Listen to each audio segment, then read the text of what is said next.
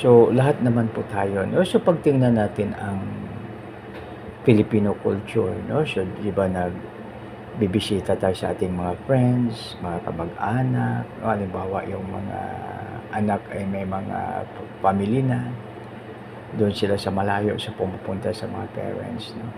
So, ang purpose po yun para na yung communication at saka relation ay hindi mawala. So, ibig sabihin na maganda sa i-maintain yung very good relationship, pleasant relationship. Ganon din po sa ating God Almighty, no, na mayroon tayong tatlong duty to God, duty to country, and duty to others. No? Dito sa others, kasama na ang self. So, dito sa duty to our country, siyempre kung sa barangay tayo, siyempre tutulong tayo sa barangay, sa neighborhood. No? Yung ating mga kapitbahay, no? So, mayroon tayong mga tungkulin, no? So, kaya napakaganda ang structure ng biblical structure dahil may mga instructions, no? So, dito mga kaibigan sa ating talakayan, aking pong babasahin dito sa verse 1, panalangin upang tulungan ng Diyos. Isang panalangin ni David. Sa aking dalangin, ako iyong dinggin. Tugunin mo, Yahweh, ang aking pagdaing. Ako'y mahinanat, wala nang tumingin. Purinawa ang Diyos sa pagbasa ng kanyang salita. Tayo manalangin. Panginoon, maraming salamat po sa iyong pagpapala sa amin, O Lord. Salamat, Panginoon, sa pangalan ni Jesus na aming Panginoon tagapagligtas. Amen and amen. So, dito mga kaibigan, no, panalangin upang tulungan ng Diyos. No? So, kaya tulad po sa sinabi po ng bangin ko kanina na napakapalad po natin na anywhere we are, whatever our position, whatever our situation, pwede tayong tumawag sa ating Panginoon, pwede tayong manalangin. Dito sa verse 1 na sinabi ng ating psalmista, sa aking dalangin ako iyong dinggin. Tugunin mo, Yahweh, ang aking pagdaing. Ako'y mahina na wala nang tumingin. So, pag ating pag-aralan po ito yung paminsan-minsan. Mayroong tayong tinatawag na hamon sa buhay, no? Na challenge in life, no? Na natural lang naman po para sa atin. No? Kasi mayroong isang tao, no? Pinuntahan siya ng kanyang kaibigan, sabi niya, grabe na problema niya. No? Pero ang sabi niya, pasalamat ka dahil may problema ka. No? So, siyempre parang word siya, no? Pero, totoo pala mga kaibigan, no? Dahil sa mga challenge natin sa buhay, lalo tayong tatatag, no? So yan, lalo tayong tatatag, di ba yung halimbawa, yung mga sa constructions, yung semento, yung paghalo ng semento ay depende sa ratio, no? Ang katatagan niya. So, kaya chinichik yan.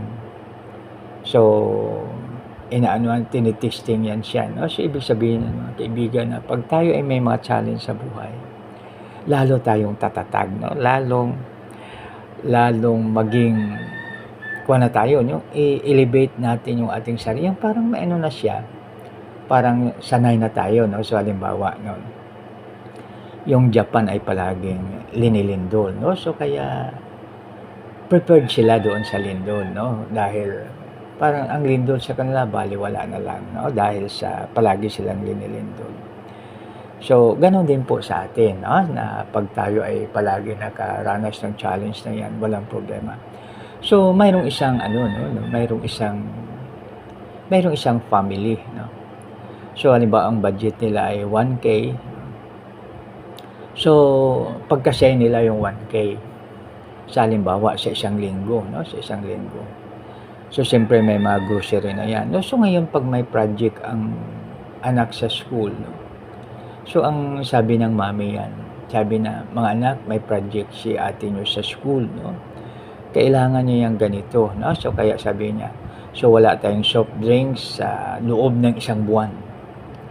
Walang mag-inom ng soft drinks sa loob ng buwan. No? So, pag araw-araw, halimbawa, ipagpalagay natin na siya, no? Na 50 ang isa, no? So, yung 50 na yan, times 30, so, kuha na siya, no? 1.5 na. So, ibig sabihin na depende lang sa ano siya, no? So, pag halimbawa magkaroon ulit ng problem, siyempre yung family na-trained na, no? No, parang mayroon silang i-sacrifice, no? Na isang bagay para hindi maapektuhan ang budget.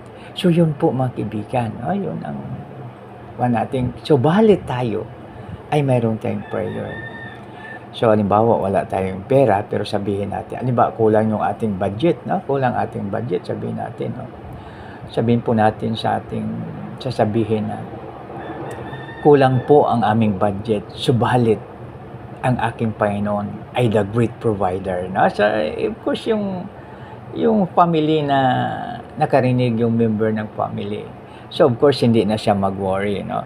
Kasi mayroong supreme being na mag-provide o kaya maghanap ng paraan. Kasi, di ba, mayroon awit tayo, God will make a way, no? Even seems there's no way, no? So, ibig sabihin, si Lord ay handa siyang anuhin tayo, no? So, tutulungan tayo. Kaya napakapalad po natin, no? So, tulad sa sinabi ko po kanina, anywhere we are, whatever we are doing, whatever our situation is, we can ask the help of the Lord through prayer, no? Dahil sa prayer, kausap po natin si Lord.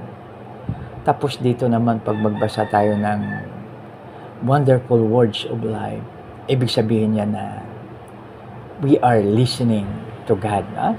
So, we are reading, but we are listening. So, yan. No? So, napakaganda pag yan ang ating gagawin. No? So, sabi dito, no? So, yung ating salmista dito, sa aking dalangin, ako iyong dinggin. Tugunin mo, Yahweh, ang aking pagdaing. Ako'y mahina na't wala nang tumingin. So, yan sa verse 1. No? So, ibig sabihin na lahat tayo ay may mga challenge sa buhay. No? So, kaya dapat tayo ay resilient na. No? So, sa resiliency kasi po, parang yung tulad ng kawayan. No? So, di ba ang kawayan, ano ba yung kawayan ay, anuhin po natin yung kawayan o yung pag humangin papunta sa silangan, susunod siya. Pagpupunta naman sa kanluran, ganun din, no? Tapos pagpupunta naman sa hilaga, ganun din.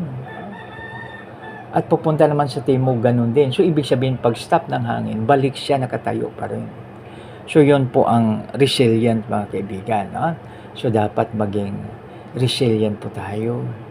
At saka, iwasan nating ma-stress tayo. Dahil pag ma-stress tayo, apektado pati yung ating digestive system, pati yung ating pagtulog. So, bakit tayo mapa-apekto para magiging masarap yung ating tulog? So, yan. So, dito sa ito naman, pagkatapat sa iyo, buhay ko'y ingatan. Lingkod mo'y iligtas sa kapamakan. Pagkat may tiwala sa iyo kailanman. No? So, dito, yung word na tiwala, dapat mayroon tayong tiwala. No? Tiwala. Full trust tayo kay Lord. No? So, trust in the Lord with all your heart and lean not in your own understanding.